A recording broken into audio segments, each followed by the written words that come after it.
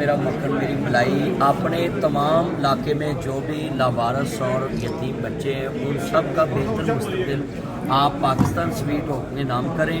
और आपको पूरी दुनिया में, एशिया में इतना खूबसूरत इदारा जो बच्चों को बाप बन के दिखाता है, बेटियों को बाप बन के दिखाता है, बहनों को बाप बन के दिखाता है, आप अपने आप को लावारस ना तस्वर करें। जो बच्चा पढ़ना चाहता है 5वीं में, 6वीं में, 7वीं में और किडर कॉलेज का हिस्सा बनना चाहता है और आर्मी में और फ़ज़ाइया में और पाकिस्तान के किसी भी अच्छे हॉस्पिटल में डॉक्टर बन के जाना चाहता है, मगर उसके आगे रुकावट यतीमी है, वो अपने आप को यतीम तस्वर न करे।